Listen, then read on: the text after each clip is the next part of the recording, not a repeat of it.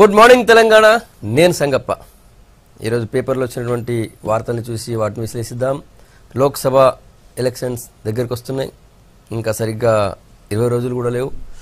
దాంతో మన రాష్ట్రంలో రాజకీయాలు ఇప్పుడిప్పుడే హీట్ ఎక్కుతున్నాయి. నిన్న కేసీఆర్ నిజామాబాద్ లోక్సభ ఎలక్షన్ సంబంధించినటువంటి ప్రచార సభలో మాట్లాడుతూ బీజేపీని టార్గెట్ చేశారు. ప్రధానంగా బీజేపీ హిందుత్వ ఎజెండాతో పోతుంది, హిందుత్వ వాళ్ళదేనా, హిందువులం మేమంతా హిందువులం కాదా అని చెప్పి కేసీఆర్ ప్రశ్నించారు. అదొకటి. రెండోది, కాంగ్రెస్ సీనియర్ నాయకురాలు డికే అరుణ నిన్న అమిత్ షా సమక్షంలో బీజేపీలో చేరారు. ఆ వార్త ఒకటి, రెండు ప్రధానంగా ఉన్నాయి. వెలుగు ఏం రాసింది చూద్దాం. వెలుగు మీరు డూప్లికేట్లు అన్నటువంటి బ్యానర్తో కేసీఆర్ ప్రసంగంలోని పాయింట్ని హైలైట్ చేస్తూ బీజేపీ మీద కేసీఆర్ ఫైర్ అయినటువంటి విషయాన్ని ప్రధానంగా హైలైట్ చేసింది. మీది రాజకీయ హిందుత్వ, మాది నిజమైన హిందుత్వ. నిజామాబాద్ సభలో బీజేపీపై కేసీఆర్ ఫైర్. ప్రజల సేవ కోసమే పొలిటికల్ పార్టీలు, జన్మభూముల పంచాయతీ పార్టీల పని కాదు, అందుకు పీఠాధిపతులున్నారు, కోర్టులున్నాయి. కాంగ్రెస్ బీజేపీ పీఠాలు కదులుతున్నాయి. కేంద్రంలో ఫెడరల్ ఫ్రంట్ ప్రభుత్వం రావాలే, ఇండియాలో కొత్త ఆలోచన పుట్టాలే, పొలికేక పెట్టాలే, ముందుకు పోవాలి, అట్లయితేనే దేశం మారుతుంది. ఇవన్నీ నిన్న కేసీఆర్ ప్రసంగంలోని ప్రధానమైన పాయింట్లు. తర్వాత సైకిల్ దిగిన నామాన బ్యానర్తో ఇంకొక వార్త తీసుకుంది వెలుగు. టీడీపీ సీనియర్ నాయకుడు, politburo member Nama Nageswara Rao, మాజీ ఖమ్మం ఎంపీ, ఆయన రాజీనామా చేశారు టీడీపీకి. త్వరలోనే టీఆర్ఎస్లో చేరే అవకాశం ఉంది. ఖమ్మం టీఆర్ఎస్ టికెట్ ఆయనకి ఇచ్చే అవకాశం ఉందనేది వార్త. తర్వాత కాంగ్రెస్ నేత, కాంగ్రెస్ ఎమ్మెల్యే, ఈ మధ్యనే కేసీఆర్ కలిసినటువంటి కాంగ్రెస్ ఎమ్మెల్యే సవితా ఇందర్ రెడ్డి కుమారుడు కార్తిక్ రెడ్డి నిన్న టీఆర్ఎస్లో చేరారు. కేటీఆర్ సమక్షంలో కారెక్కిన కార్తిక్ రెడ్డి అన్న బ్యానర్తో వార్తను తీసుకుంది. తర్వాత గ్రామీణ యువకుల్లో ఉన్నటువంటి, ముఖ్యంగా గ్రామీణ క్రీడాకారుల్లో ఉన్నటువంటి టాలెంట్ వెలికి తీసేందుకు V6 వెలుగు చేసినటువంటి ప్రయత్నం. V6 వెలుగు క్రికెట్ టోర్నీ నిన్న ఫైనల్తో ముగిసింది. ఎల్బీ స్టేడియంలో ఫైనల్ జరిగాయి. నిజంగా గ్రామీణ యువకులు, గ్రామీణ పిల్లలు, మొత్తం పల్లెల నుంచి వచ్చినటువంటి వాళ్ళందరూ కూడా చాలా ఉత్కంఠగా ఆడినటువంటి ఫైనల్ మ్యాచ్ ఉత్కంఠగా సాగింది, చాలా టైట్గా సాగింది. ఆ మ్యాచ్లో నిన్న మహబూబ్నగర్ గెలిచింది నిజామాబాద్ అర్బన్ పైన. ఆ సందర్భంగా టీఆర్ఎస్ వర్కింగ్ ప్రెసిడెంట్ కేటీఆర్ ఈ ముగింపు మ్యాచ్కి తర్వాత ముగింపు సమావేశానికి వచ్చారు. గ్రామీణ వెలుగులోకి గ్రామీణ టాలెంట్ తీసుకొచ్చారు అని చెప్పి ఆయన వెలుగుని అభినందించారు. ఆ పాయింట్ని కూడా తీసుకుంది వెలుగు. క్రీడల్లో మౌలిక వస్తువులకు అధిక ప్రాధాన్యత ఇస్తాం, పీపీపీ పద్ధతిలో స్టేడియాల నిర్మాణం, V6 వెలుగు క్రికెట్ టోర్నీ ముగింపు వేడుకల్లో కేటీఆర్ అంటూ తీసుకుంది. తర్వాత క్రీడాకారులకు ప్రభుత్వ సాయం అందిస్తుందని చెప్పి మంత్రి శ్రీనివాస్ గౌడ్ చెప్పారు. 15 మందికి రంజీ టోర్నీ కోసం శిక్షణ ఇస్తామని చెప్పి వివేక్ వెంకటస్వామి ప్రభుత్వ సలహాదారు ఆయన కూడా చెప్పారు. V6 వెలుగు ద్వారా చాలామంది టాలెంట్ ఉన్న వాళ్ళందరూ బయటకు వచ్చారు, వాళ్ళకి ఖచ్చితంగా ట్రైనింగ్ ఇప్పిస్తామని చెప్పారు వివేక్ వెంకటస్వామి. అది ప్రధానంగా ఉంది. నెక్స్ట్ ఈనాడు చూద్దాం. ఈనాడు సీఎం కేసీఆర్ ప్రసంగంలో ఉన్నటువంటి పాయింట్, అయోధ్య పంచాయతీ పార్టీల పని కాదు అన్న బ్యానర్తో తీసుకుంది. అది స్వామీజీలు చూసుకుంటారు, వివాదాలుంటే సుప్రీంకోర్టులో వివాదాలుంటే సుప్రీంకోర్టు ఉందని చెప్పారు. ఆ పాయింట్ ఒకటి ఉంది. తర్వాత 16 మంది ఎంపీల మద్దతున్న ఏం చేశారు, టీఆర్ఎస్ కోటడికి అర్హత లేదని చెప్పి నిన్న ఉత్తమ్ కుమార్ రెడ్డి ఈనాడుతో చెప్పారు, వాళ్ళకి ఇంటర్వ్యూ ఇచ్చారు. ఆ పాయింట్ కూడా హైలైట్ చేసింది. తర్వాత నల్గొండ నుంచి గుత్తా నామాకు ఖమ్మం టికెట్ అన్నటువంటి బ్యానర్తో నల్గొండ ఖమ్మం ఎంపీ సీట్లకు సంబంధించిన వార్తను తీసుకుంది. భాజపాలో చేరిన అరుణ అమిత్ షా సమక్షంలో కాషాయ తీర్థం అంటూ ఈనాడు తీసుకుంది. మహబూబ్నగర్ ఎంపీ అభ్యర్థిగా బరిలోకి ఫలించిన రామ్ మాధవ్ చర్చలు, ఢిల్లీకి రావాలని లక్ష్మణ్కు పిలుపు, నేటికి వాయిదా పడ్డ బీజేపీ జాబితా అంటూ రాసింది. తర్వాత ఆంధ్రజ్యోతి మీరు నకిలీ హిందువులు అన్న బ్యానర్తో కేసీఆర్ స్పీచ్ని పబ్లిష్ చేసింది. మీది రాజకీయ హిందుత్వ, మాదే నిజమైన హిందుత్వం అని చెప్పి సీఎం అన్నారు. ఆ పాయింట్ హైలైట్ చేసింది. తర్వాత ఖమ్మంలో హైడ్రామా, ఏ పార్టీకి ఎవరు అభ్యర్థి అవుతారో తెలియని పరిస్థితి అంటూ ఖమ్మంలో ఉన్నటువంటి పరిస్థితిని, రాజకీయ పరిస్థితిని వివరించింది. బీజేపీలోకి డీకే అరుణ, ఆమె నివాసానికి వెళ్లిన రామ్మాధవ్, వెంటనే ఢిల్లీకి అరుణ పయనం, అమిత్ షాతో సమావేశం, మహబూబ్నగర్లో నుంచి బరిలోకి అంటూ తీసుకుంది ఆంధ్రజ్యోతి. అటు ఏపీకి సంబంధించి టీడీపీ శ్రీశైలం సీటు బైరెడ్డి అంటూ వైసీపీకి ఓటు వేయరా ఇల్లు ఖాళీ చేయండి అని చెప్పి ఇంకోటి ఈ విధంగా అటు ఏపీకి సంబంధించిన వార్తను కూడా తీసుకుంది. నమస్తే తెలంగాణ ఫెడరల్ ఫ్రంట్ రావాలి అన్న బ్యానర్తో సీఎం కేసీఆర్ స్పీచ్ని హైలైట్ చేసింది. బీజేపీది డూప్లికేట్ హిందుత్వ, మాది ఆధ్యాత్మిక హిందుత్వ అంటూ సీఎం కేసీఆర్ రాసింది నమస్తే తెలంగాణ. కాంగ్రెస్ నేతలు అశక్తులు నిన్న కేటీఆర్ సమక్షంలో కార్తిక్ రెడ్డి జాయిన్ అయిన సందర్భంగా చేవెళ్ల నియోజకవర్గం నుంచి కేటీఆర్ మాట్లాడిన పాయింట్ అది. రాహుల్ గాంధీ సిట్ అంటే సిట్, స్టాండ్ అంటే స్టాండ్ని ఆయన అన్నారు. ఆ పాయింట్ని హైలైట్ చేసింది నమస్తే తెలంగాణ. తర్వాత టీడీపీ దుకాణం బంద్ అన్నటువంటి బ్యానర్తో టీడీపీకి నామా నాగేశ్వర రాజీనామా చేయడం, దానికి సంబంధించిన వార్తను కూడా హైలైట్ చేస్తూ రాసింది నమస్తే తెలంగాణ. ఇవి ముఖ్యంగా ఉన్నటువంటి వార్తలు. ఇంతకుముందు పత్రికల్లో వచ్చిన వార్తలను చూసాం. అన్నింటిలో కూడా నిన్న నిజామాబాద్ సభలో సీఎం కేసీఆర్ ప్రసంగాన్ని హైలైట్ చేసినాయి. ముఖ్యంగా హిందుత్వ ఎజెండాకు సంబంధించి, తర్వాత రామజన్మభూమికి సంబంధించినటువంటి పాయింట్ని ప్రధానంగా తీసుకున్నాయి.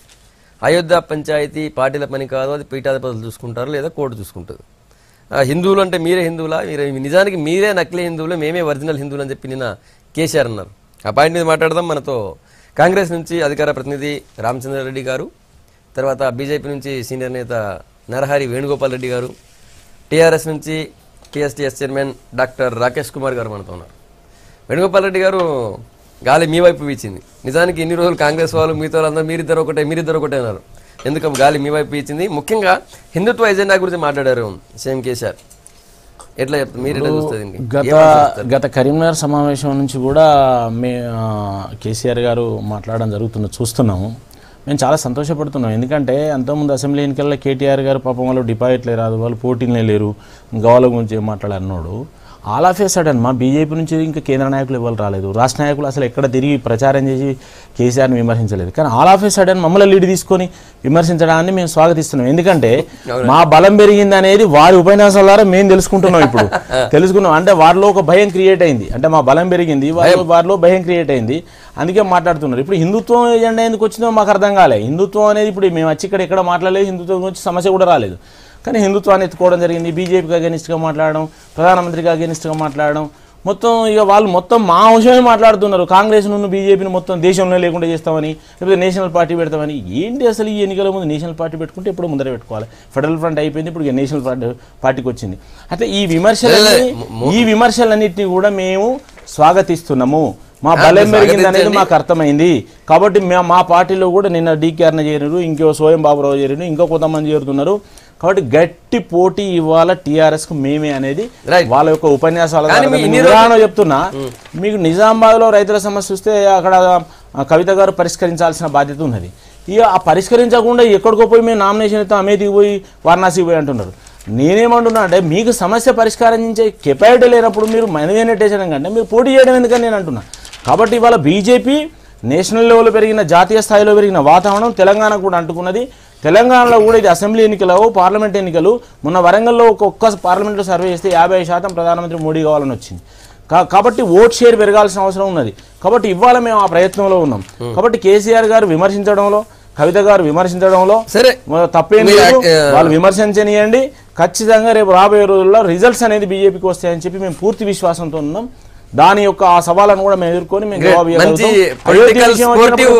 అయోధ్య విషయం ఇవాళ కొత్తగా కనిపెట్టింది. అయోధ్య విషయం చాలా సంవత్సరాలు నడుస్తున్నది, 1986 నుంచి నడుస్తున్నది, 350 ఏళ్ళ నుంచి నడుస్తున్నది ఇవాళ. కాబట్టి దానికి పరిష్కారం ఏంటి అనేది ఇలా ఒక్కరు మాట్లాడితే ఇద్దరు మాట్లాడితే అయ్యేది కాదు. అది సుప్రీంకోర్టులో నడుస్తున్నది, దానికి ఒక కమిటీ విషయం నడుస్తుంది, ఆ ప్రాసెస్ నడుస్తుంది. దాని గురించి కూడా మేము ఇప్పుడు ఏం మాట్లాడలేదు. కాబట్టి మాట్లాడని విషయాలని కేసీఆర్ గారు మీరు ఇన్ని రోజులు మీరే కాంగ్రెస్ ముక్త భారత్ అన్నారు. కేసీఆర్ గారు కాంగ్రెస్ బీజేపీ రెండింటి ముక్త భారత్ తప్పేం లేదు. ముక్తం చేయనియండి. ఎవరు ముక్తం అయితే ప్రజలు నిర్ణయిస్తారు కదా. రెండు ఉంటాయి, ఒకటి ప్రజలు నిర్ణయించేది ఉంటుంది, ఒకటి నేచర్ సహకరించేది ఉంటుంది. ప్రజలు నిర్ణయించిన నేచర్ రాజకీయ పార్టీలు ప్రజల గురించే మాట్లాడాలి, ప్రజల గురించి మాట్లాడాలి, నేచర్ గురించి కూడా మాట్లాడాలి. రాజశేఖర్ గారు కూడా ఒకసారి గెలిచిండు, రెండోసారి గెలిచిండు, చాలా మంది గెలుస్తున్నారు, తర్వాత ఎట్లా పోతున్నారు.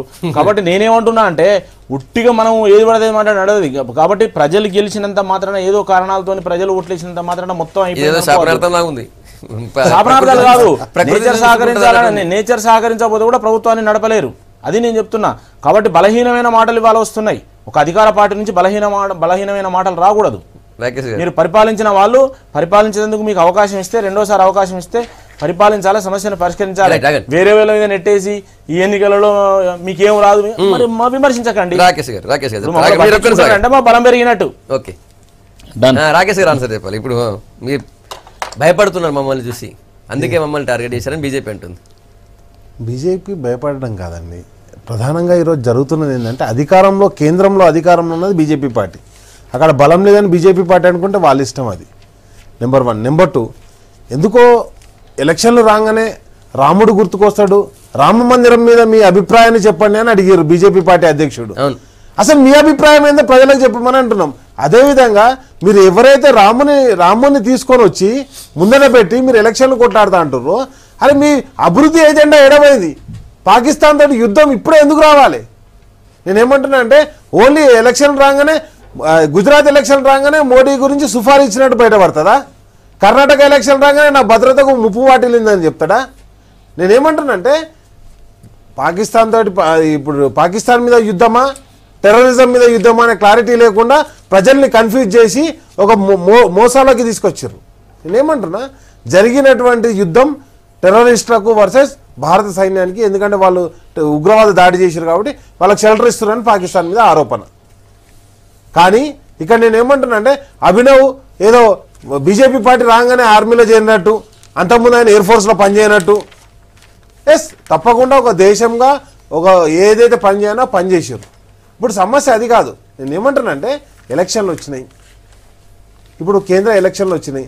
కేంద్ర ఎలక్షన్ రాగానే రామాలయం మీద మీ అభిప్రాయం చెప్పండి అని బీజేపీ పార్టీ అధ్యక్షుడు అంటాడు, ఈ రాష్ట్ర శాఖ అధ్యక్షుడు. మేమేమంటాం, ఇన్ని రోజులు 5 సంవత్సరాల నుంచి గుర్తుకు రాని రామాలయం సడన్గా ఈరోజు గుర్తుకొస్తుంది. 370 ఆర్టికల్ ఇన్ని రోజులు గుర్తుకు రాలే. అసలు మీరు పెట్టిన మేజర్, అసలు బీజేపీ పార్టీ ఏర్పడ్డ మూడు ఎజెండాల మీద బీజేపీ పార్టీ ఏర్పడ్డది ఎప్పుడు? 82లో 83లో ఏర్పడ్డప్పటి నుంచి. ఒకటి ఏదైతే ఉన్నదో 370 ఆర్టికల్, శ్యామ్ ప్రసాద్ ముఖర్జీ గారు తీసుకొచ్చినటువంటి 370 ఆర్టికల్ ఆ రోజు రద్దు చేయాలని చెప్పేసి నెంబర్ 1. నెంబర్ 2 కాశ్మీర్, అదే నెంబర్ 2 ఏదైతే మన కామన్ సివిల్ కోడ్ అనేది చెప్పేసి నెంబర్ 2. నెంబర్ 3 రామాలయం. కామన్ సివిల్ కోడ్ తీసుకురమ్మంటే తలాక్కు వ్యతిరేకంగా మేము ఒక బిల్లు తీసుకొచ్చినామని మళ్ళీ ఒక మతానికి తీసుకొచ్చారు. మీకు సంపూర్ణ అధికారం ఉన్నప్పుడు కామన్ సివిల్ కోడ్ ఈ దేశంలో ఎందుకు తీసుకురారు? అదేవిధంగా ఈరోజు భారతదేశంలో దగ్గర ఒక 700 జిల్లాలుంటే 3 జిల్లాల్లో జమ్మూ కాశ్మీర్ లడాక్ అనే 3 ప్రాంతాలు ఉంటే, జమ్మూ మంచిగానే ఉంది, లడాక్ మంచిగానే ఉంది, కాశ్మీర్లో కూడా 3 జిల్లాల్లో ఉన్నటువంటి సమస్యను మొత్తం దేశం మొత్తంలో దేశమే సమస్యల్లో ఉన్నట్టు సృష్టించేసి దాని మీద ఎలక్షన్లకు పోదామనడం ఏ విధంగా భావ్యం? కాబట్టి మనం ఒకటే అంటున్నాం, రేపు పొద్దుగాల ఇంకొన్ని రోజులు అయితే ఆవు కూడా ఎంటర్ అవుతుంది ఎలక్షన్లోకి.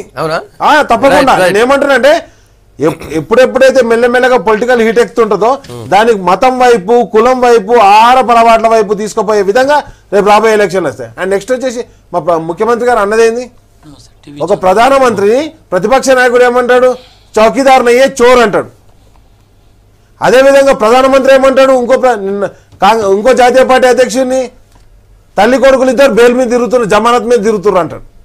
అంటే ఇదా మనం భారత ప్రజాస్వామ్యంలో కోరుకునేది? ఎస్, మీరు 50 సంవత్సరాలలో ఏం అభివృద్ధి చేశారు కాంగ్రెస్ పార్టీగా? బీజేపీ పార్టీగా 10 సంవత్సరాల్లో మేము ఈ అభివృద్ధి చేసినాం. ఎంత వరస్ట్ సిచ్యువేషన్ అంటే మనం నిజంగానే వార్ సిచ్యువేషన్ క్రియేట్ అయితే మన దగ్గర ఆయుధాలు నార్త్ను ఈస్ట్ను అంటే మీన్స్ వెస్ట్ ఘాట్స్ను కలిపేటువంటి 2 పోర్ట్లను కలిపి ఒక రోడ్డు కూడా లేదు. కనీసం కాశ్మీర్ టు కన్యాకుమారి డైరెక్ట్ ఒక పెద్ద నేషనల్ హైవే లేదు, ఒక 4-5 నేషనల్ హైవేస్ లేవు. ఎందుకంటే ఇప్పుడు వైజాగ్ నుంచి తీసుకుపోవాలి అక్కడికి కాశ్మీర్కు ఉన్న ఫౌజ్ని, లేదా హైదరాబాద్ నుంచి తీసుకుపోవాలి, ఇక్కడ ఆర్డినెన్స్ సెంటర్ నుంచి తీసుకుపోవాలి, ఎక్కడ లేదు. నేనేమంటున్నానంటే ఏ సిచ్యువేషన్ ఉన్నామంటే దేశాన్ని కనెక్ట్ చేసే సిచ్యువేషన్ లేదు. ఈరోజు అదే పక్క దేశాన్ని చూసుకుంటే సిల్క్ రూట్ అని చెప్పేసి ప్రపంచాన్ని కలుపుతామని ముందడికి పోతుంది. పక్క దేశంతో పోటీ పడతామంటారు.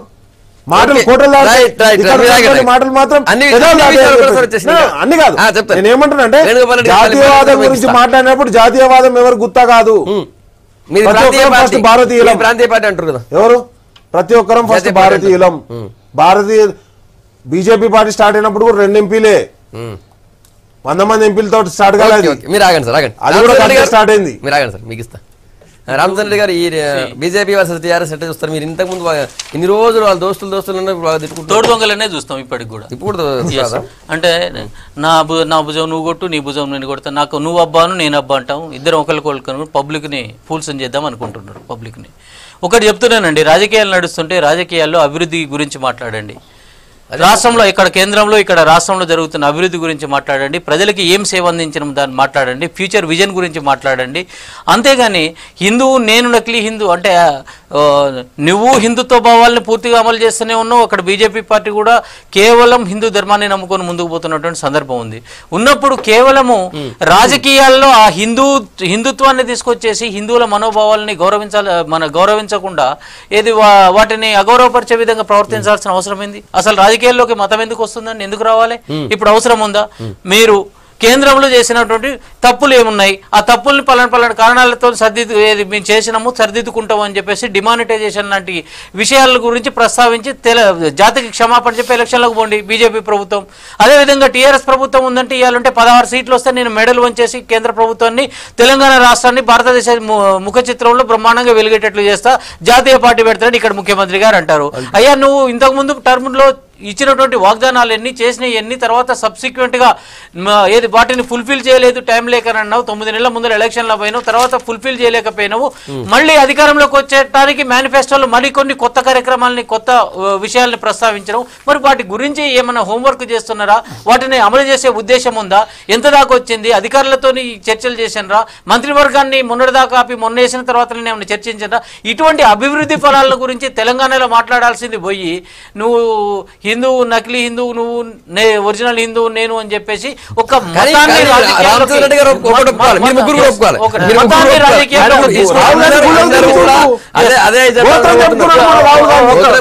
ఇప్పుడు ప్రియాంక గాంధీ గారు తిరిగిన గుడి మిస్ చేయకుండా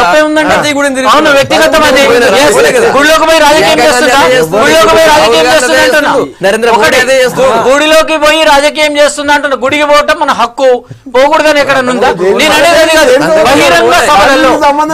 బహిరంగ సభలలో గుర్తుకొచ్చింది ఏదైనా కానీ ఈ ఎలక్షన్లలో వ్యక్తిగతమండి అది. నేను గుడికి పోతా, హక్కు నాకు ఉంటది దాని గురించి. కానీ నేను బహిరంగ సభలలో వేదికల మీదకి పోయి వాడు నకిలీ హిందువు నేను ఒరిజినల్ హిందువుని, హిందువులు అంటే మేము గుళ్ళోకి పోలేదా, భూమి చేయించుకోలేదా అని చెప్పేసి పిట్ట కథలు చెప్పుకుంటూ తెలంగాణ సమాజాన్ని మోసం చేయాల్సిన అవసరం.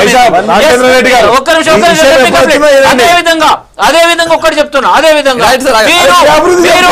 అభివృద్ధి గురించి మీరు చేసినటువంటి కార్యక్రమాల గురించి ఎందుకు ప్రస్తావించటం లేదు? నెక్స్ట్ వేణుగోపాల్ రెడ్డి గారు, సరే మీరు పార్టీ పెట్టినప్పటి నుంచి ఇప్పటిదాకా మీ ఎజెండాని అదే పెట్టుకొని పనిచేస్తున్నప్పుడు దాన్ని చూపించుకొని పోతున్నారు తప్ప దాన్ని కనీసం దాన్ని కూడా చేసింది లేదు కదా అని చెప్పి రాకేష్ గారు అన్నారు. ఇప్పుడు మీరు అభివృద్ధి వదిలేసి మీరు కూడా హిందుత్వ నినాదాలతో వస్తున్నారు కాంగ్రెస్ అన్నారు. ఇప్పటి వరకు మీ ఏ నినాదం మాట్లాడారా? మా ప్రధానమంత్రి మాట్లాడేదే మా నినాదం. మేము సబ్కా సాత్ సబ్కా వికాస్, అందరితో అందరి అభివృద్ధి అనే దాంట్లో మేము పోతున్నాం. మేము మతానికి కులాలకు అతీతంగా పోతున్నాం. ఇలా కుల రాజకీయాలను మత రాజకీయాలను ఎక్స్ప్లాయిటేషన్ చేసి కులాల వారిగా మతాల వారిగా రిజర్వేషన్ల వారిగా రకరకాలుగా ఇవాళ తాయిలాలు ఇచ్చుకుంటూ పోయేవాళ్ళు ప్రాంతీయ పార్టీలు. కాబట్టి మేము నేషన్ యూనిటీ ఉండాలని మేము కోరుకుంటాం. జాతి అంతా ఒకటే అని కోరుకుంటాం. ఎక్కడ ఒక మతాల వారికి హిందుత్వాన్ని మతంగా చూడం మేము. వీళ్ళు మతంగా చూస్తున్నారు ఓట్ల కొరకు, మేము హిందుత్వాన్ని మతంగా. కన్యాకుమారి రథయాత్ర చేసింది మీరే కదా, మీ పార్టీ సీనియర్ నాయకుడు కదా, ఆ యాత్రదారుని కదా మీరు 2 సీట్ల నుంచి అధికారంలోకి వచ్చింది. మేము వచ్చిన మేము ప్రజా సమస్యల మీద చేసినాం. ఎస్ డెఫినెట్ ప్రజా సమస్యలు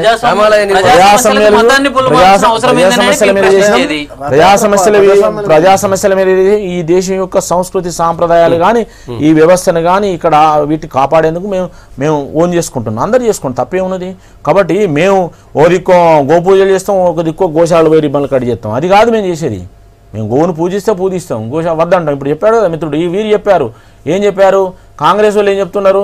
కాంగ్రెస్ ఇవాళ దుకాణం ఖాళీ అయిపోయింది. ఇక్కడ కాంగ్రెస్కి ఏం లేదు, ఇవాళ మాట్లాడేందుకు కూడా ఏం లేదు. దేశంలో అవుటు, ఇక్కడ అవుటు, ఈ రాష్ట్రంలో అవుటు, అక్కడ అవుటు. వీళ్ళు టీడీపీ వీళ్ళు పొత్తు పెట్టుకున్నారు. ఇప్పుడు ఎన్నికలు ఎందుకు పెట్టుకుంటలేరు? మళ్ళీ ఇప్పుడు మరి అక్కడ ఎందుకు పెట్టుకుంటలేరు? ఇప్పుడు వాళ్ళ ఆన్సర్ లేదు మాట్లాడేందుకు. వాళ్ళని గురించి కాంగ్రెస్ విమర్శించాలంటేనే మాకు క్షేమ అనిపిస్తున్నది. ఎందుకంటే కాంగ్రెస్ అది ఒక స్కెల్టన్ లాగా అయిపోయింది. దాని గురించి మేము మాట్లాడదలుచుకోలేక. కాబట్టి ఇవాళ పోటీ టీఆర్ఎస్ వర్సెస్ బీజేపీ మధ్యలో ఉన్నది. ఇలా భారతీయ జనతా పార్టీ మొన్న ఒక సర్వే చేస్తే 50% ప్రధానమంత్రి కావాలి మోడీ అని కోరుకుంటున్నారు. ఎక్కడ రాహుల్ గాంధీ ఉన్నాడు? ఇక్కడ ప్రధానమంత్రి క్యాండిడేట్ తెలంగాణలో ఎవరు ఉంటారు?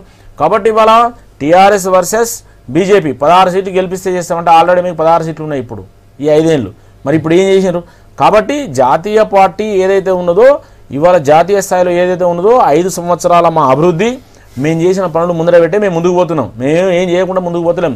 అనేక రిఫార్మ్స్ తీసుకొచ్చినాం, మౌలిక సదుపాయాలు, తర్వాత ఇవాళ 24 గంటల విద్యుత్తు దేశంలో మొత్తం ఎక్కడికక్కడ మేము పేదోనికి ఒక గౌరవాన్ని ఇచ్చినాం. ఒక అకౌంట్, ఒక పేదవాడు బ్యాంకు పోయి పైసలు వినండి నేను చెప్తాను, మాట్లాడుతున్నాం, తొందరపడకు. మీరు అప్పులు చేసిపోతే మీ అప్పులు కడుతున్నాం, ఆ పాపాలని మీ పాపాలని మేము ప్రక్షాళన చేస్తున్నాం, మేము అప్పులు కడుతున్నాం. వింటానరా?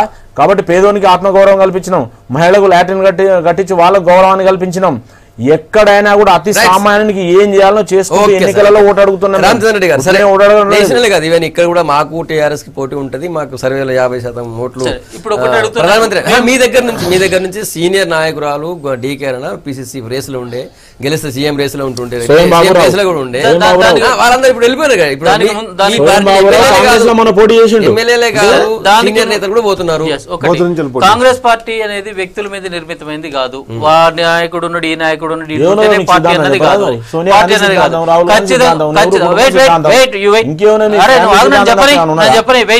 అయితే కేవలం పార్టీ వ్యక్తుల మీద నిర్మితమైంది కాదు. సోనియా గాంధీ లేనప్పుడు ఉన్నది, ఇందిరా మన రాహుల్ గాంధీ లేనప్పుడు ఉన్నది, రాజీవ్ గాంధీ లేనప్పుడు కూడా పార్టీ నడిచింది, రాజీవ్ గాంధీ లేనప్పుడు కూడా పార్టీ నడిచింది. అరే వినే ప్రధానమంత్రి ఒక ఫ్యామిలీ కదా అన్ని. ఇంకా మరి మాట్లాడిగా జనరల్ సెక్రటరీ మరి ఇంకో తెచ్చుకో, మళ్ళీ అమెరికా పోయి తెచ్చుకున్నారు జనరల్ సెక్రటరీని, అమెరికాలో సెటిల్ అయిన వాళ్ళను. నీ గోస అయిపోయిందంటే నేను మొదలు పెడతాను. ఇప్పుడు ఒకటి, పార్టీలను వ్యక్తుల మీద నిర్మితమైంది కాదు. మాకు ఎంతో మంది వస్తుంటారు పోతుంటారు. మా పార్టీ అధ్యక్షులు కూడా టీఆర్ఎస్ లోకి పోయినరు, మా పార్టీని 2 సార్లు అధికారంలో తీసుకునే వాళ్ళు కూడా పోయినరు. పోయిన వాళ్ళు ఏమైనరు? కనుమరుగైపోయినారు. అదేవిధంగా పార్టీ అనేది ఎప్పుడైనా కానీ వ్యక్తుల మీద నిర్మితమైందంటే అది పటిష్టమైన పార్టీ కాదని చెప్పేసి మనం భావించాలి. అదే క్రమంలో వాళ్ళకు ఉన్నటువంటి ఆబ్లిగేషన్స్తోనో, టీఆర్ఎస్లో జాయిన్ అయిన వాళ్ళు వాళ్ళకు ఉన్నటువంటి ఒత్తిళ్లతోనో, వాళ్ళకు ఉన్నటువంటి లాలూచీలతోనో పోయినరు. We never care. ఒకటేంటంటే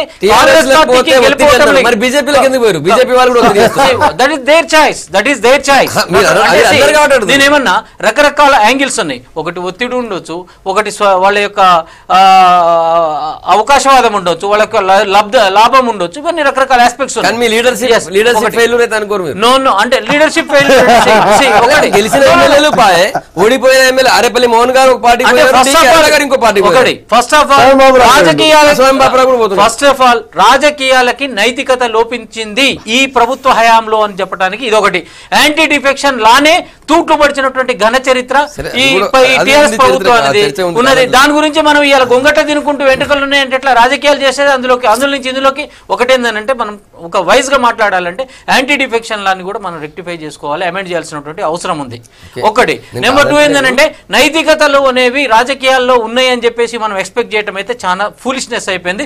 ప్రజలందరూ గమనించాలి. ఇటువంటి వ్యక్తులు ఇంకొక పార్టీ కాడిపోయి బయటకు పోయి ఘనంగా చెప్తాడు, అవసరమైతే రాజీనామా చేసి మళ్ళీ పోటీ చేస్తున్నాయి. ఏ సొమ్ము పోటీ చేయడానికి డబ్బులు ఎవరి సొమ్ము?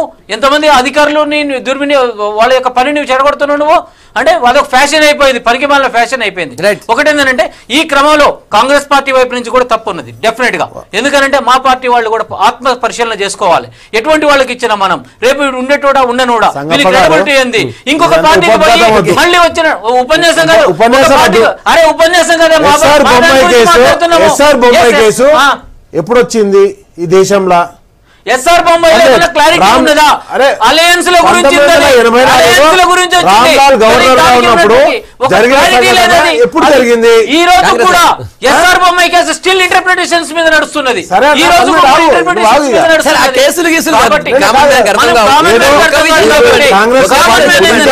కామన్ మ్యాన్ ఏంటంటే ఒక వ్యక్తి వేరే పార్టీకి ఒకటి వేరే పార్టీకి డిసెంబర్ లో పోటీ చేసినాయి కదా, అడిగిన దానికి చెప్తాను. తెలంగాణలో నడుస్తున్న నిరంకుశ పాలనకి వ్యతిరేకంగా రకరకాల ప్రలోభాలకి గురి అయిపోయినారు. ప్రజాస్వామ్యం పదగట్టాల కింద కథం అయిపోయింది కాంగ్రెస్ పార్టీ. ఇక్కడ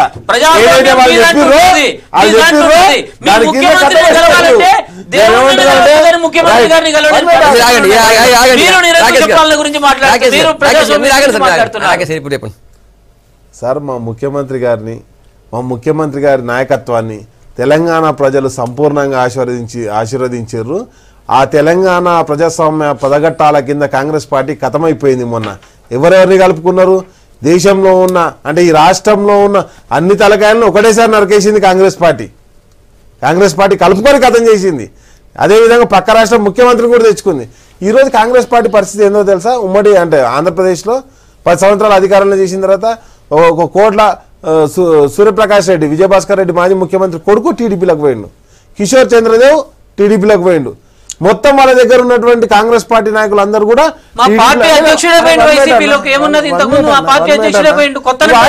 నువ్వు బాధపడుతున్నావు, మాకు అర్థమవుతుంది. కాంగ్రెస్ పార్టీగా బాధపడుతున్నావు, రైట్ రైట్, నేను కాదంటలేను, మీ వ్యవస్థ కాదంటలేను. వ్యవస్థ నుంచేనే 70 సంవత్సరాల వ్యవస్థ నుంచే 43 సీట్లకు పడిపోయారు. మీరు ఎక్కడున్నారో అనేది మీరు వ్యవస్థను అంటారు. మీరు నాయకత్వం లేమితోటి అసలు మీకు సిద్ధాంతం లేక దేశంలో జరిగేటువంటి మార్పులను ఆహ్వానించలేక కాంగ్రెస్ పార్టీ ఖతమవుతుందని చెప్తున్నా. ఇప్పటికీ స్టిల్ ఇంకా గదే ఎప్పుడో అప్పటి పాత నాయకత్వాన్ని పట్టుకొని వాళ్ళతోటి నడిపిస్తామనుకుని నడిపించుకోవాలి. మేము వద్దంటలేం, అది మీ ఇష్టం, మీ కాంగ్రెస్ పార్టీ ఇష్టం. బట్ మేము ఏమంటున్నామంటే ఈ రోజు జరుగుతున్నటువంటి ఎలక్షన్లలో కాంగ్రెస్ పార్టీ అనేది కనుచూపు మేరలో దేశం మొత్తంలో కనిపించట్లేదు.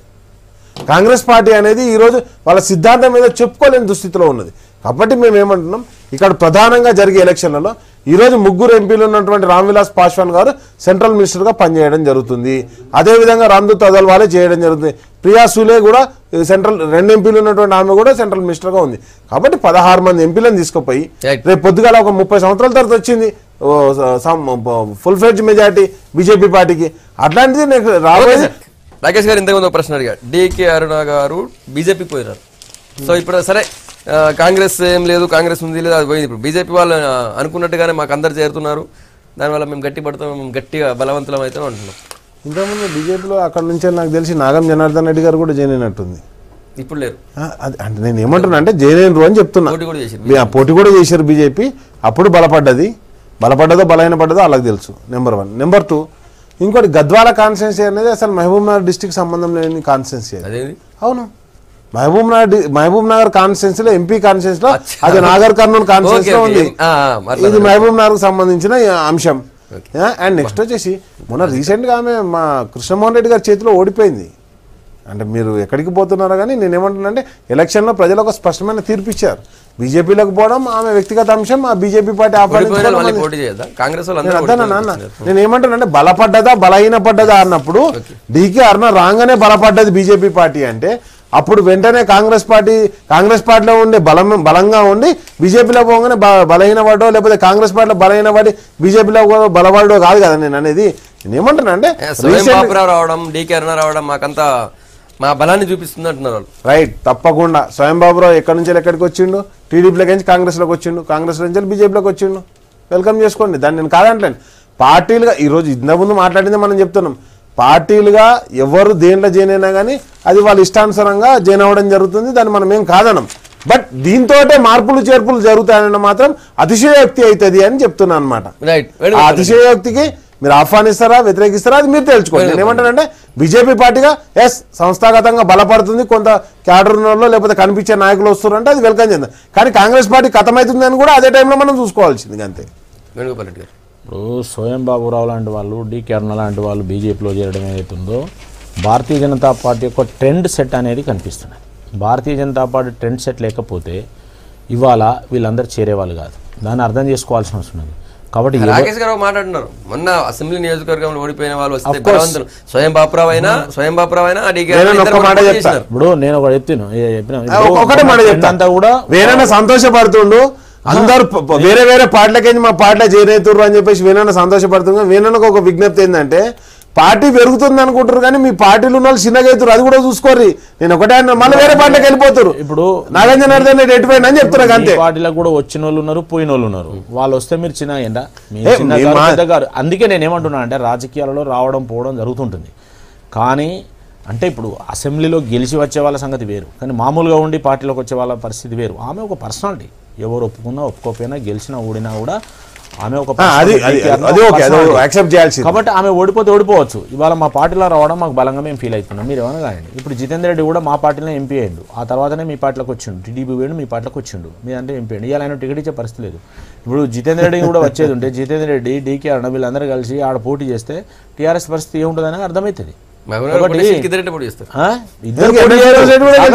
ఎవరు పోటీ చేయాలనుకుంటారా అది చెప్తున్నా. కాబట్టి ఇవాళ సిచ్యువేషన్ అంటే ఈ భయంతో ఇప్పుడు జితేందర్ రెడ్డి టికెట్ ఇచ్చినా ఇవ్వచ్చు. కాబట్టి ఈక్వేషన్స్ మారే అవకాశాలు ఉంటాయి. ఇవాళ ఆదిలాబాద్ లో పేపర్లో వస్తున్నాయి,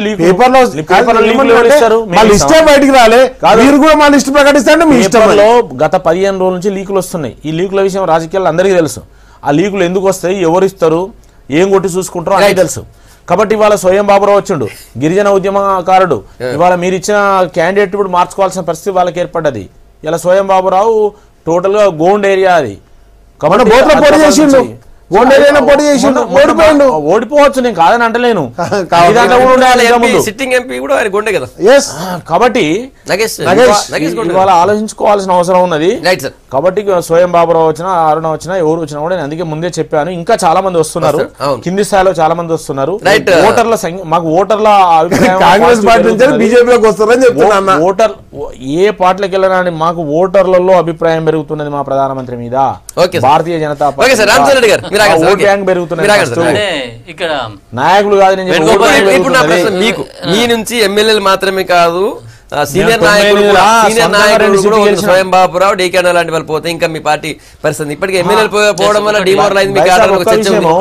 మేము పొత్తు లేకుండా 90లో 2 సీట్లు గెలిచినాం, 99లో 4 సీట్లు గెలిచినాం. మేము ఈడేం కొత్త కాదు, మేము 60 నుంచి ఇక్కడ మాకు గెలుస్తూ వస్తున్నాం. డీకే అరుణ గారు అందులోకి పోయింది నరేంద్ర మోడీ గారి పథకాలు అమలు తీరుకు ఆకర్షితురాలైపోయిందని వాళ్ళు ఊహించుకొని ప్రజల్ని మభ్యపెట్టాలని చూస్తున్నారు. కానీ ఇక్కడ వంశీచంద్ర రెడ్డికి టికెట్ ఇచ్చేసరికి ఆమె ఒక నిరసన తెలియజేసే క్రమంలో, లేకుంటే నేను కూడా ఒక రాజకీయంలో ఉన్నది కాబట్టి ఈసారి పోటీ చేయాలనేటువంటి ఉద్దేశంతో బహుశా అందులో పోవచ్చు. డెఫినెట్లీ ఒక సీనియర్ నాయకురాలు మా పార్టీ నుంచి పోయిందంటే మాకు బాధాకరమైనటువంటి విషయమే. అయినప్పటికీ కూడా కాంగ్రెస్ పార్టీ నాయకుల మీద ఆధారపడదు. ఇవాళ వాళ్ళు పోవచ్చు, రేపు ఇంకొక ఆయన పోవచ్చు, పోనీయండి, లెట్ దెమ్ గో. కొత్త రక్తం ఉంది కాంగ్రెస్ పార్టీకి, నాయకులకి కొదవలేదు. దాని గురించి మీరు వరి కావాల్సిన అవసరం లేదు. ఒకటేంటంటే కాంగ్రెస్ పార్టీ సిద్ధాంతాల మీద నడుస్తుంది. చేసిన అభివృద్ధి ఫలాలని ప్రజలకు చూపించుకుంటూ మేము అది చేసినాము, భవిష్యత్తులో ఇది చేయబోతున్నాం అని చెప్తే తప్పితే మెడలు ఉంచుతాము, చేతులు వెనక్కి మెలక తిప్పుతాము, ఇవి అవి పిట్టకథలు చెప్పుకుంటూ కాంగ్రెస్ పార్టీ పోదు. కాంగ్రెస్ పార్టీ ఎప్పుడైనటువంటి మా యొక్క క్యాడర్తో ముందుకు పోయే పార్టీ, అభివృద్ధి ఫలాలతో ముందుకు పోతుంది. ఎవరు ఎట్లా పోయినా కానీ మాకు పెద్ద నష్టం లేదు. కాకపోతే మా అధిష్టానం కూడా పునరాలోచన ఏం చేసుకోవాలంటే మనం ఎటువంటి అభ్యర్థులకి మనం టికెట్లు ఇచ్చినాము, ఎటువంటి స్వార్థపరులు ఈ విధంగా చేస్తున్నారని చేసి అటువంటి వాళ్ళకి భరోసా కల్పించడంలో ఇంకొంచెం మేము ఇంప్రూవ్ కావాల్సినటువంటి అవసరం ఉంది. డెఫినెట్లీ మా అధినాయకత్వం దృష్టికి ఇది పోతుందని చెప్పేసి భావిస్తున్నాం. లేకుంటే ఏదో ఒక క్రమంలో నాలాంటి వాళ్ళే చెప్తారు ఇట్లున్న సార్ ఇది పరిస్థితి అని చెప్పి చెప్తాము. కాబట్టి దాని గురించి వరి కావాల్సిన అవసరం ఏమాత్రం లేదు. మీ ఎమ్మెల్యేలు వరుసగా ఒకరి తర్వాత ఒకరు పోతున్నారు, తర్వాత మాజీ ఎమ్మెల్యేలు కూడా లైన్ కట్టినారు. కానీ నిజంగా మీ అధినాయకత్వం కానీ మీ ఇక్కడ లోకల్ లీడర్షిప్ కానీ ఏమైనా కనీసం ఎందుకు ఇట్లా జరుగుతుందని ఆత్మ పరిశీలన చేసుకున్నారా? ఆరేపల్లి మోహన్ గారు పోయినారు, స్వయం బాబురావు గారు పోతున్నారు, డీకే అరుణ గారు పోయారు. అంత ఎమ్మెల్యేల లిస్ట్ అయితే రోజు ఆత్మ పరిశీలన కాంగ్రెస్ పార్టీ చేసుకోవటం ఒక భాగం అయితే ప్రజలు కూడా నిష్టంగా గమనించాలి. వీళ్ళకి ఏ పార్టీని ఓటేసినాము, ఏ క్రెడిబిలిటీని చూసి ఓటేసినాము, ఏ పార్టీలో ఒకటి చేయాల్సిన అవసరం ఉన్నది. మా పార్టీగా డెఫినెట్ గా మేము చూసుకుంటాము. కానీ కంప్లీట్ గా వాళ్ళు సరే ఒకటండి, ఆకులు పండుటాకులు రాలిపోయినాక చిగురులు వస్తాయి, గుర్తుపెట్టుకోవాలి. పార్టీ అనేది బోసిపోలేదు, మాది మహావృక్షం లాంటిది. ఇది ఒక సీజన్ రాజకీయాలకు వచ్చినటువంటి నాయకురాలు కొత్తగా రాజకీయాలకు వచ్చింది, గెలిచింది పోయింది.